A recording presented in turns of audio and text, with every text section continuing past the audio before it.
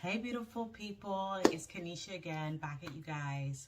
I hope that you guys are blessed and highly favored, and I really have just a important and powerful message, especially for my young ladies and my females who are getting up in their age and still making mistakes that is causing them heartache and that is causing them hurt. And this is a lesson that I had to learn. I learned it at 24.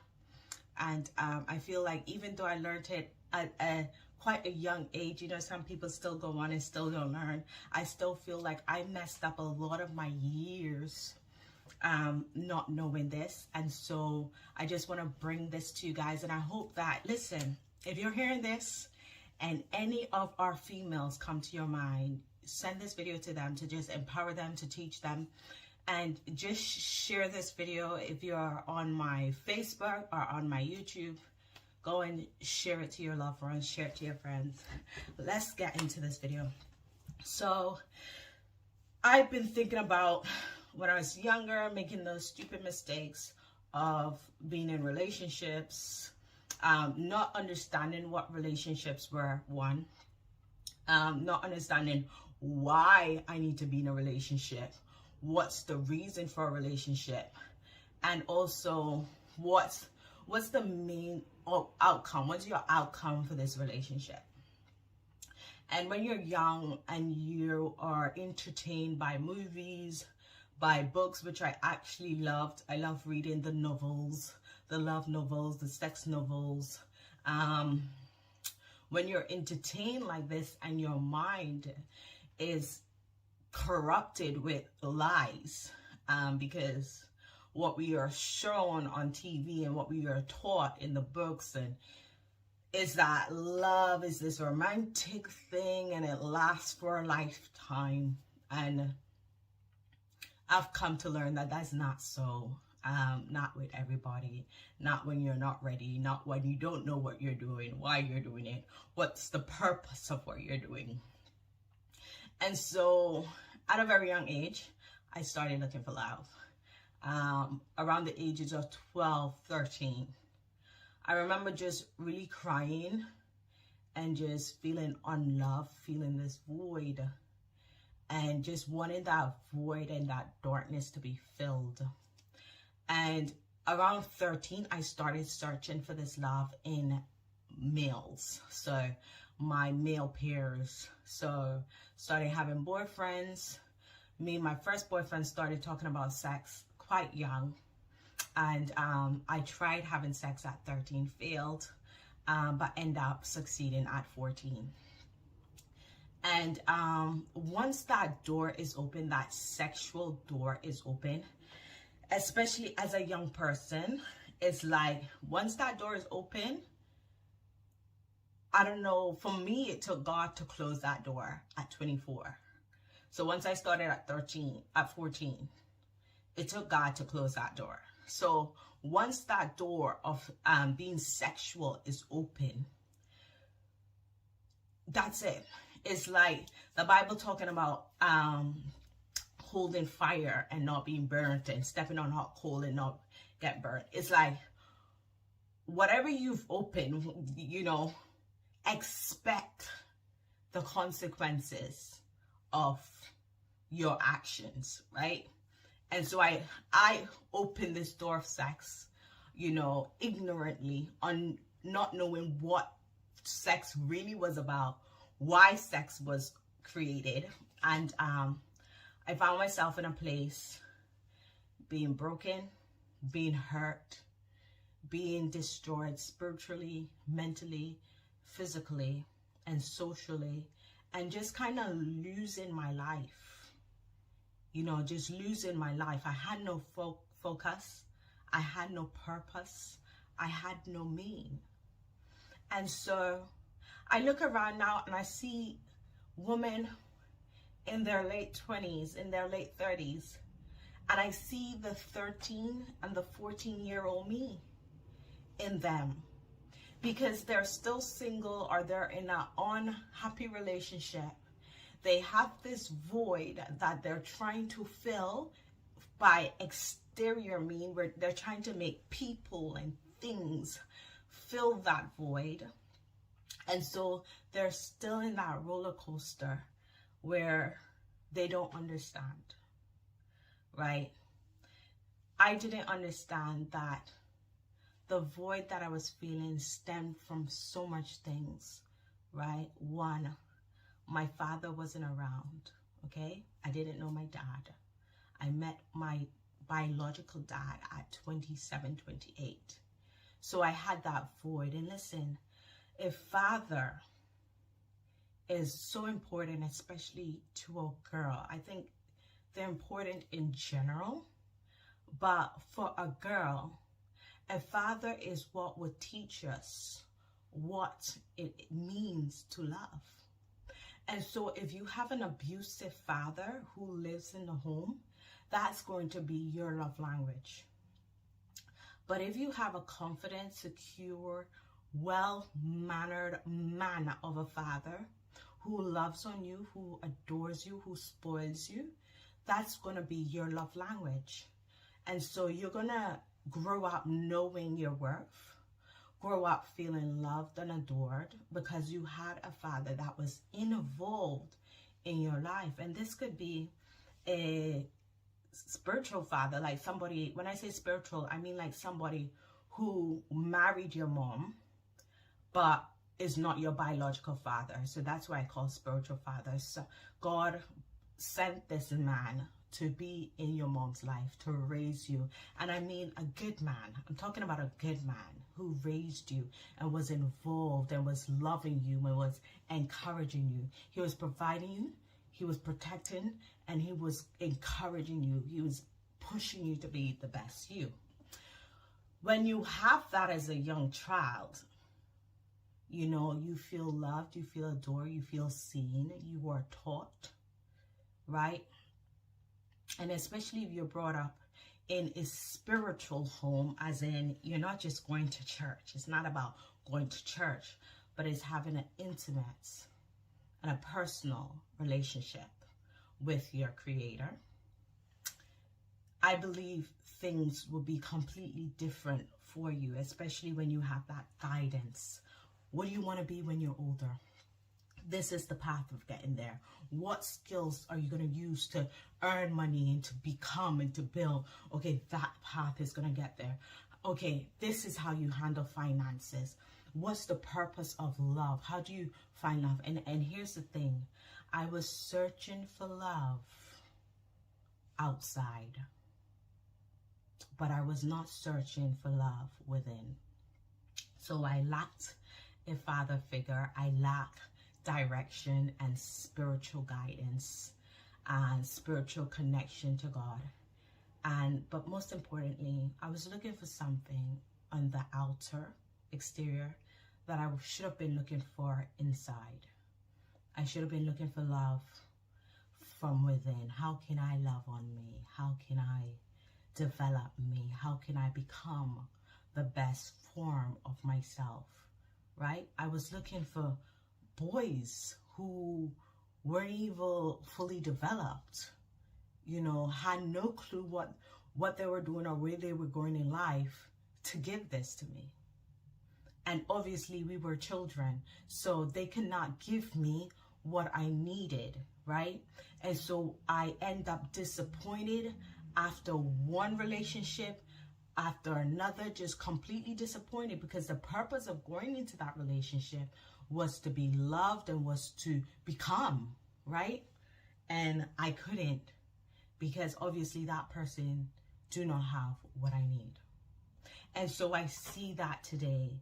I see that today in young girls still who are not being directed, who are not being guided, who are not being taught.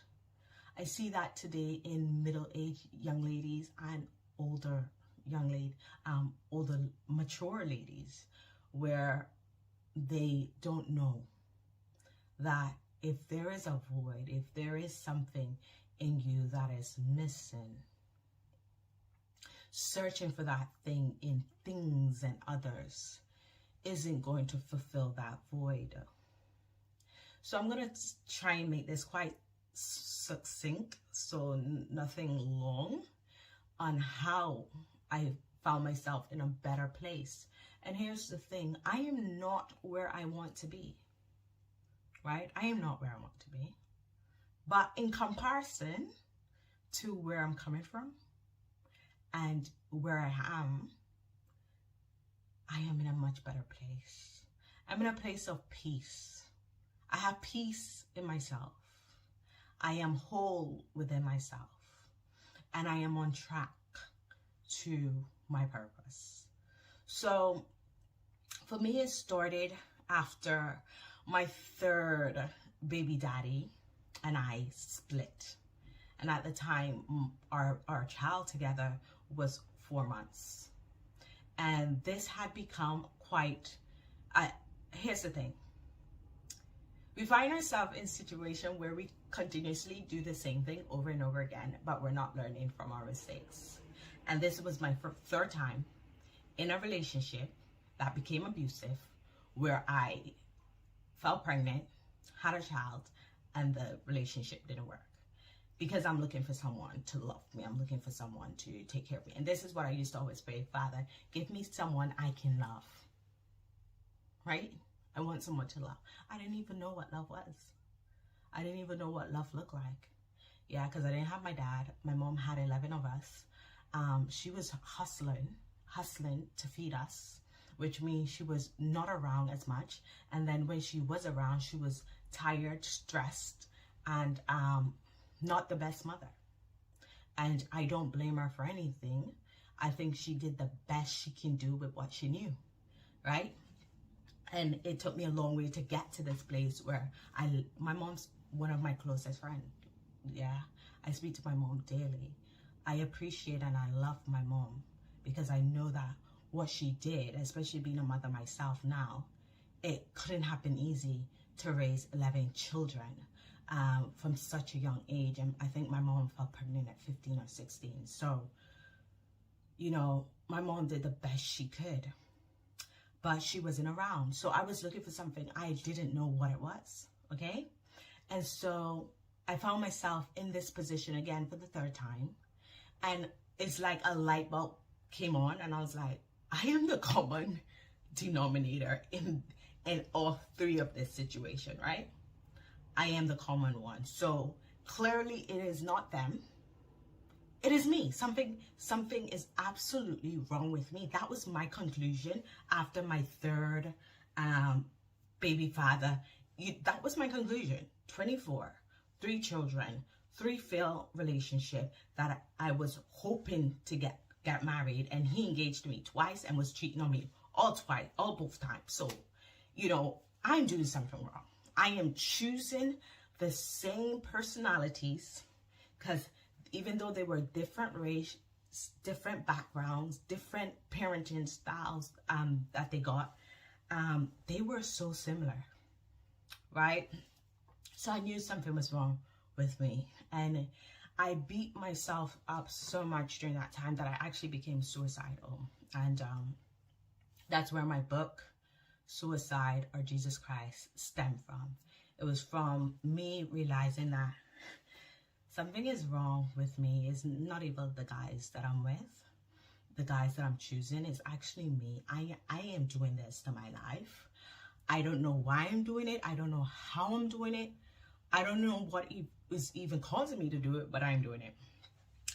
So I went into a place of depression, anxiety. I was scared of men. Like, I was so scared of men, right? I was so scared. I cannot explain. I went to a place where I'm not dating men. I'm going to date women. I'm done. I'm going to date women after this. I'm done. But I also realized that this roller coaster of a life started from young. And so I had to figure something out. And I think I stumbled on some of the answers. I don't have all, but I have some, okay? And so in my state of depression and anxiety and suicidal, being unable to take care of myself, being unable to take care of my children. And I always just appreciate my brothers, Kenrick and Kishon, for just picking up my pieces while I couldn't take care of my children. They were taking care of my children. I remember my little brother running about for me because I wouldn't come out of bed. I was so sick in my mind, in my heart, in myself. I was so broken in such a dark place that I gave up, right? And so I stumbled, and I found God, and I found this spiritual path that people would talk about, and I would have absolutely no clue what they're talking about. But in my place of despair and being desperate, I prayed a very short prayer. And I always remember that day so vividly. And I remember just walking home with my kids from the grocery store on Feltham High Street and just crying and just praying. And it was very short, but I prayed many times before. When I was in trouble, like when I did something wrong, I'd be like, God, get me out of this. If you get me out of this, I'll serve you. You know, it wasn't that like that. This wasn't a surface prayer to get out of trouble. This was a prayer for help. It was a true, desperate, deep prayer. I needed help because at this point I was ready to die. And I was ready to, if I had to take my kids with me, they were coming. And that was my way of protecting them from the world. And I prayed for help. And it was something like, God, is this my life? Help me. You know, it wasn't long. It was so short. But I know that after that prayer, it's like someone took me and just turned me around, and my life was going down, and the person, even though I was down, it's like God turned my life upwards, and I started going up. And I didn't realize it right away. Okay? I'm not going to say that I realized it right away. I didn't. I just knew that after that prayer, a lot of things just started happening to me while I was locked away and isolated in my home for a couple of months. So this started like in around May. So my son was born in January, April, May time. And my life just changed. Now, during this time, I found myself reading the Bible, which I never do, okay? I never read the Bible. I found myself praying every day at 3 a.m., which I never did. I found myself listening to sermons and encouraging sermons. One of my top sermon or pastor was Bishop T.D. Jakes. And I know a lot of people say a lot of things about that man, but God used his preaching to build me up, to build my mind, and to help me, to encourage me. And so some people call him an encouragement preacher. Well, I think we need that. I do think we need that, okay? I think we need every kind of preachers. We don't want them all to be the same. Because one day, I don't listen to T.D. Jakes like that anymore. I like the old school biblical ones right now. But at that time, I cling to T.D. Jakes' teaching. I cling to his words. I remember T.D. Jakes had me, praise breaking over things that I never had. I just believed that I would have it. And I would follow him and praise the break and thank God for it. And it will come, and as I said, not right away, but T.D. Jakes said, help me. And then I would listen to worship songs. This was me for months. months, and my life just started changing.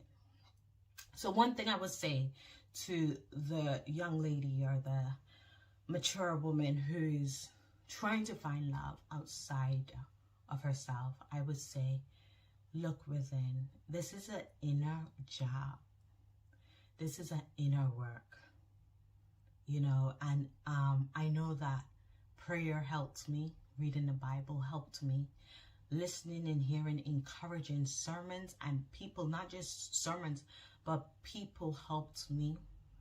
And just changing my whole environment. During this time, I lost a lot of relationships, but I realized those relationships, even though some of them were good people, they were good people doing bad things. So I had a friend who I would always go and smoke weed with, right?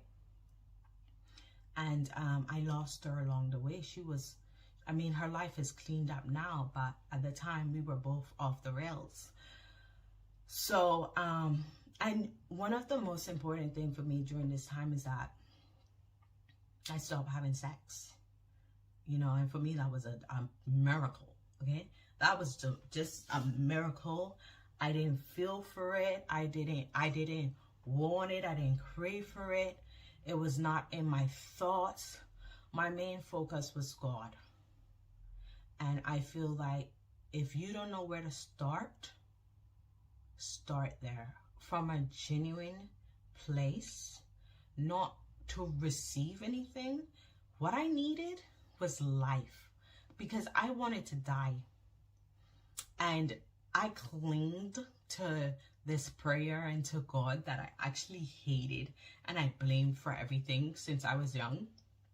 I cling to the fact that I needed God in this worst place in my life. And I needed to cling to God to help me and direct me and show me where to go. So if I say anything else in this video, I just want this to stay with you. Find out what it means to have a relationship with God. Find out what it means to cling to God. I do not believe I was doing all this by myself. At the time, I didn't know about spiritual things. I didn't know about no Holy Ghost. I didn't know about no blood of Jesus. I didn't know any of those things. I just knew that I needed help, and nothing outside ever helped me, and that I prayed to this God that I used to hear about. And I believe that because I prayed from a sincere place, it wasn't a place of, oh, you do this for me and I do this for you, you scratch my back. No, it was, I need you. If you don't do anything in my life other than whatever you do for me today, it will be enough. I just needed God's help. And so when you get to that place, and I hope you don't have to be in the maggots to get there, but you just make that conscious decision that, you know what, I'm going to give my life to God, and I'm going to allow him to do what he needs to do in my life. I think that's the best place to start, is to give everything to God, not with just your mouth, but with your heart, with your mind, and with your full being. If God strips away everything from you, your whole lifestyle, your relationships, every single thing, your money, would you be okay? And would you stay there? Because that is exactly what he did. He stripped everything from me. Sex, boyfriends, friends. I was literally isolated for months, you know, and you have to be willing to go through the changes, because it's through this inner change that the outer change will happen. So God was dealing with me spiritually. He was dealing with me emotionally, mentally, socially. He was dealing with me, dealing with my beliefs, my thoughts, okay, and my behavior. He was dealing with me as a whole, and I didn't recognize it. So God first, everything spiritual, everything God. And I believe in the God of Jesus Christ. And I don't debate it. That's what I turned to. That's where I saw changes, and that's where I'm gonna stay. Okay. I do believe in being open to other people, religion and beliefs and all that, but I know when my life changed. And I know that Christianity and Jesus and all this have been used in negative and harmful way. But I do feel like when it is used correctly, it can be beautiful and helpful. Another thing that I started doing, and this is way down the line. So one thing that I end up doing was I end up going to university, and I got my degree in counseling psychology, and I do believe that was of God as well. So spiritual, educational, gaining the skills that is going to empower you and allow you to live independently. And the field that I am working towards is counseling psychology. As I said before in this video, I'm not where I want to be, but I'm on my journey. And another thing that I found myself doing along the way, first let me say God did so much. Got my degree, got married, moved into a beautiful home. This is all God, guys. This is all to the glory of God. My children have a good father, a great dad. This is all because the glory of God. Stability. Like, I was stable. My children were stable, and God taught me to love self, love me. To be independent, but also allow my husband to be my husband. And that took pruning, and that took time. Guys, that's a whole nother video, okay? That took time. But another thing that I found myself doing was reading. I just love reading self-help book, personal development book, money and finances, money and becoming a better, books on becoming a better person. So I believe that if you're a human being and you're not reading, you're missing out. So along the way of becoming, all these factors helped me. First, being spiritual, and I feel like that's the place to start. Don't take on too much of yourself. Start with your relationship with God. Start with prayer and taking this very serious. Your life, success and prosperity and becoming depend on that relationship with God. And from there, I believe in studying. I don't care what anyone says. I believe in studying. Even if that's, it doesn't have to be in an educational institute. There's so much ways to study and to become and to have a skill that is going to make you money. I 100% believe in that. Some kind of careers need that degree, need that doctorate, need that, but others, you don't need that, but you just learn the path to get there, and you get there. So there's so much ways to make money right now, and it's just finding one and sticking to that. And once you master that, then add what you need to add to it. I believe in getting mentors.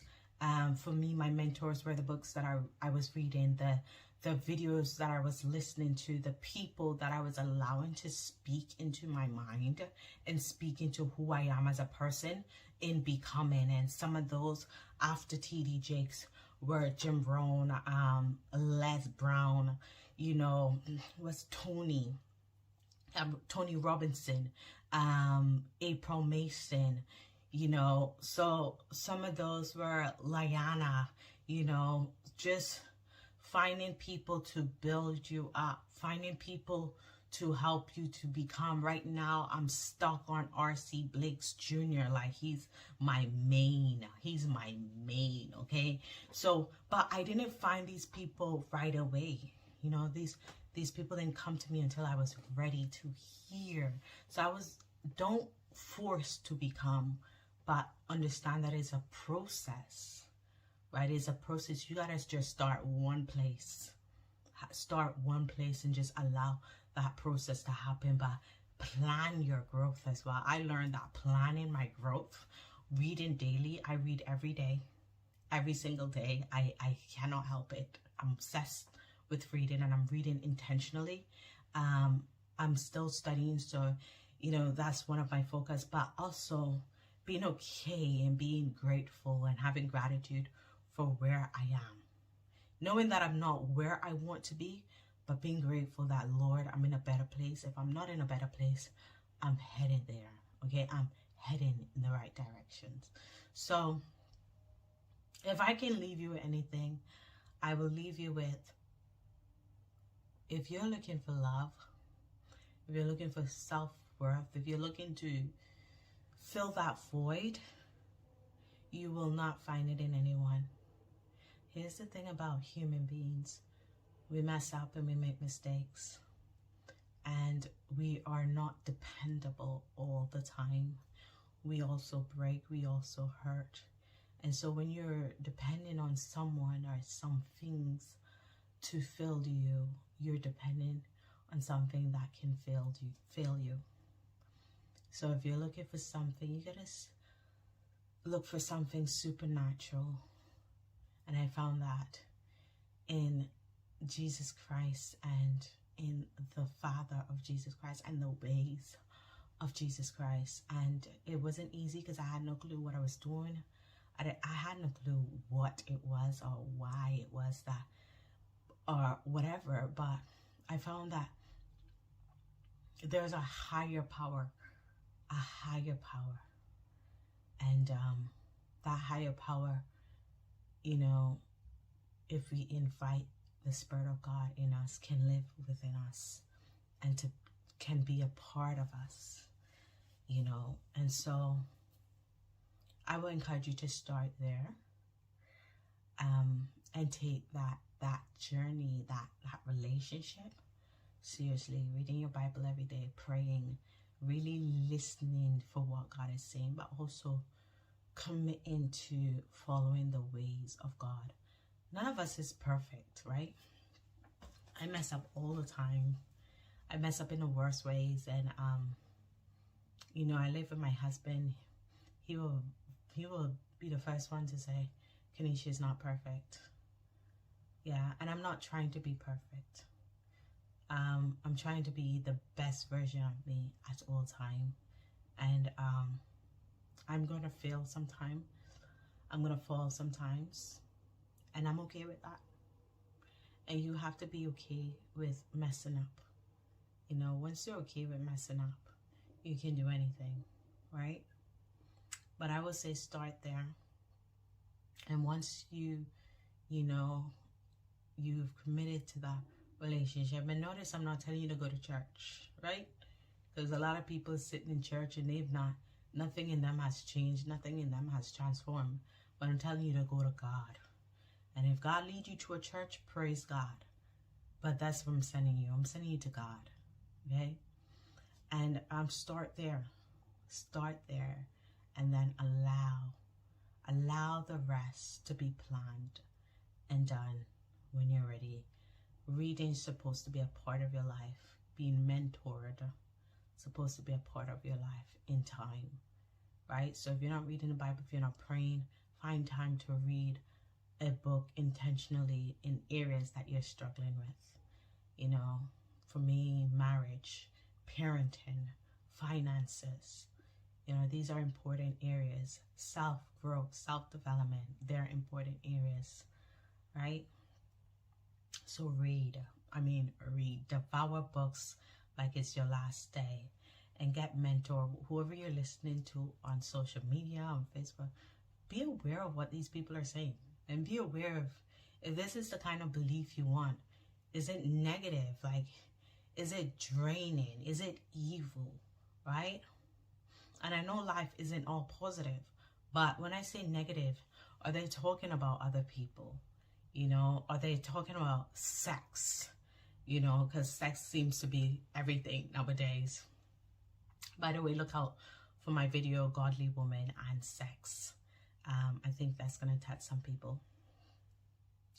But through giving my life to God and through becoming disciplined, right, through God, and then making the choice to be disciplined through other areas that clearly God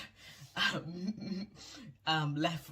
I don't know, for some reason, you know, you got to sometimes make the choice to be disciplined and make the choice to ask God for help, right?